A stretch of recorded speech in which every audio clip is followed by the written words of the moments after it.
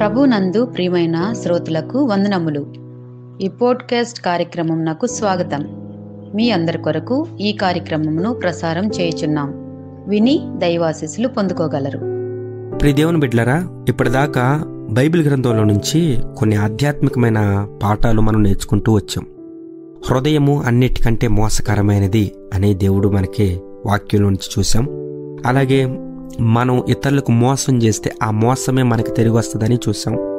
అలాగే మన అందం మోసకరమైనది అని చూసాం. ఇప్పుడు మన దురాశలే మనల్ని మోసం చేస్తాం. ఎఫెసీ పత్రిక 4:22లో కావున మునుపటి ప్రవర్తన విషయంలోనైతే మోసకరమైన దురాశ వలన చెడిపోవు మీ ప్రాచీన స్వభావమును వదులుకొని మోసకరమైన దురాశ వలన చెడిపోవు మీ ప్రాచీన స్వభావమును వదులుకొని మోసకరమైన కోరికల చేత ఇంకా చెడిపోతూ వారిలో ఉన్న పాత మానవుణ్ణి పూర్తిగా తొలగించాలని పౌలు ఇప్పుడెందుకు చెప్తున్నాడు? ఎందుకంటే పాత ఆలోచనలు, ప్రవర్తనలు, కోరికలు కొన్ని మనకు అంటుకొనే ఉంటాయి. మనం వాటి సంగతి చూడాలి, లేకపోతే అవి మన సంగతి చూస్తే మనల్ని మోసం చేస్తాయి.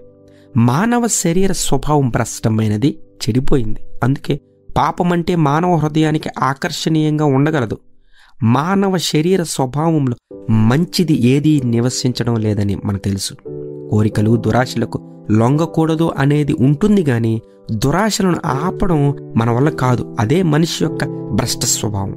సైతానుకు అది బాగా తెలుసు కాబట్టి చెవులూరించే, కన్నులకు మరులు కొల్పే, ఆకర్షించే దురాశలను మనుషుల ముందు ఉంచుతూ ఉంటాడు అపవాది. మోసపోయి ఆ దురాశలకు లొంగుతామా అది చాలా ప్రమాదం. మనుషుడు ఆ ప్రేరణకు లొంగిపోతే పొరపాటున మనలోనే ఉంది. గమనించాల్సిన విషయం, మనము గనక ఆ ప్రేరణకు లొంగిపోతే అది మనం చేసుకున్నటువంటి తప్పే. కాబట్టి అపవాది మనుషులలో దురాశలు కలిగించగా దానిని బట్టి మనుషులు ఆ దురాశలను నెరవేర్చుకొనుచున్నారని ప్రభువే చెప్పుచున్నాడు. చివరకు మోసకరమైన ఈ దురాశలు మనను మరణానికి నడుతాయి. యాకోబు 1:15లో దురాశ గర్భము ధరించి పాపమును కనగా పాపం పరిపక్వమే మరణమును కనును. చూసారా? మనం గమనించాలి, భయంకరమైనటువంటి మన దురాశలే మనల్ని మోసం చేస్తాయి. ఆశ ఉండడం మంచిదే, కానీ దురాశ ఉండడం మంచిది కాదు. ఆశ బ్రతికిస్తుంది, కానీ దురాశ ఉన్న బ్రతుకుని తీసేస్తుంది. ఆశ వలన మనిషి మరొక రోజును చూడగలుగుతాడేమో, కానీ దురాశ వలన మనిషి ఆ రోజే అంతమైపోయే ప్రమాదము ఉంది. కాబట్టి అందుకే పౌలు భక్తుడు మరీ మనకి జ్ఞాపకం చేస్తున్నాడు. మునిపట్టి ప్రవర్తన విషయంలోనైతే మోసకరమైన దురాశల వలన చెడిపోవు మీ ప్రాచీన స్వభావములను వదులుకొని. మనం ఒక భక్తుడు అంటాడండి, and old sin is an easy sin అని అంటాడు. ఓల్డ్ అంటే పాత పాపం సులువైన పాపం అంటాడు. అంటే ఓల్డ్ సిన్ అనేది ఏంటి? మనం పాత రోజుల్లో ప్రభులోకి రాకముందు చేసిన పాపాలు, అవి మనం ఆల్రెడీ ఆరితేరిపోయి ఉన్నాం. ఆ పాపంలో మనం పిహెచ్డి చేసేసాం. ఎవరిని ఎలా మోసం చేయాలో, ఎవరిని ఎలా మాయ చేయాలో మనకు బాగా తెలుసు. కాబట్టి ఆ మోసంలో మనం పిహెచ్డి చేసాం కనుక దానివల్ల మనకి ఇంకా మోసం ఎదురవుతుంది. అందుకే మోసకరమైన దురాశలను వదిలేసేయి. పౌలు భక్తుడు చెప్తున్నాడు, మోసకరమైన దురాశల వల్ల నువ్వు పట్టబడి ఉంటే నువ్వు వాటిని వదిలిపెట్టాలి. అవి మనల్ని కొన్ని అంటుకొని ఉంటే కావాలని అపవాది ఏం చేస్తాడంటే, నువ్వు తాగుడు మానేసి వచ్చిన తర్వాత అదే తాగుడు నీకు ఒక్కోసారి పరిచయం చేయాలని, జ్ఞాపకం చేయాలని చూస్తూ ఉంటాడు. నువ్వు వ్యభిచారం మానేసి వచ్చేసిన తర్వాత అదే వ్యభిచారం నీకు పరిచయం చేయాలని, జ్ఞాపకం చేయాలని చూస్తాడు. నువ్వు అబద్ధాలు ఆడకూడదు, లోక సంబంధంగా నేను బ్రతకూడదు అని అనుకుంటావు, కానీ అవే నీ ముందు పెడతాడు. అపవాది నీ ముందు పెడుతున్నాడు అనంటే వాడు నిన్ను పడేయడానికి ఎదురు చూస్తున్నాడని అర్థం. నువ్వు వాటిని జయించాలని వాక్యం చెప్తుంది. నీ శక్తితో, నా శక్తితో పాతకరమైన పాత రోత జీవితాన్ని మనం జయించలేం. మరి ఎలాగా? మనకి సహాయం చేయగలిగిన వాడు ఒక్క యేసయ్య మాత్రమే, మన ప్రధాన యాజకుడు. మన వలె అన్నిట్లో సహానుభావం కలిగిన వాడు. ఆయన మన వలె శోధింపబడి పాపం లేనివాడిగా ఉన్నాడండి.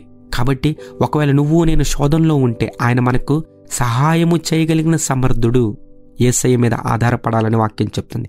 అందుకే ఇందాక యాకోబులో మనం గమనించాం, దురాశ గర్భము ధరించి పాపమును కనగా పాపము పరిపక్వమై మరణమును కనును. ఎస్, చాలా మంది పాపి గురించి చెప్తారు, పాపం గురించి చెప్తారు, కానీ పాపానికి ఒక తల్లి ఉంది. ఆ తల్లి పేరే దురాశ. దురాశకు తండ్రి ఉన్నాడు. ఆ తండ్రి పేరే అపవాది. దురాశకు కారణభూతుడు, దురాశకు ఒక విధంగా బ్రాండ్ అంబాసిడర్గా చెప్పొచ్చు అపవాదిని. దురాశ వాడిలో నుంచే పుట్టింది. వాడు ఏం చేశాడంటే యేసయ్య ఇచ్చిన స్థానాన్ని తృప్తి పడక ఆశపడ్డాడు, దురాశపడ్డాడు. Worship should come through him, కానీ టు హిమ్ అనుకున్నాడు.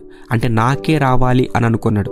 లూసిఫర్గా, ప్రధాన దూతగా ఒక ఉన్నతమైన స్థానంలో ఉన్నటువంటి అపవాది ఆ స్థానాన్ని కోల్పోవడానికి కారణం వాడి దురాశ. అందుకే చాలా మంది చెప్తుంటారు, దయ్యం నన్ను పడేసింది, దయ్యం నన్ను పడేసింది అని అంటారు. కానీ దయ్యాన్ని ఎవరు పడేశారు? దయ్యాన్ని పడేసింది దురాశ. దయ్యాన్ని పడేసింది ఈర్ష్య, అసూయ, ఇదే గర్వం. గర్వం సర్వం కోల్పోయేలా చేసింది దయ్యాన్ని. కాబట్టి ఒకవేళ ఇటువంటి ఆలోచనలు ఒకవేళ ఉంటే ప్రభువుని అడుగుదామండి. మనకి ప్రభు సహాయం కావాలి. ప్రభువా, నేను పాత రోత ఆ యొక్క దురాశల్లో, మోసకరమైన దురాశలు ఇరుక్కుపోకుండా, చిక్కుకుపోకుండా నన్ను, నా కుటుంబాన్ని, మా బిడ్డలను మీరు కాపాడండి అని ప్రభువుని అడుగుదాం. ప్రభు మనకి సహాయం చేసి వాటన్నిటి నుంచి విడుదల కలిగించునుగాక. ఆమెన్. ఈ కార్యక్రమమును గూర్చి మీ సలహాలు మరియు మీ ప్రార్థనా అవసరతల కొరకు మమ్మను సంప్రదించవలసిన మా ఫోన్ నంబర్ 9485508539 మరియు ఈమెయిల్ ఐడి info@fibaonline.org. మా ఫోన్ నంబర్ మరొకసారి 9480585039. Email ID info@fibaonline.org.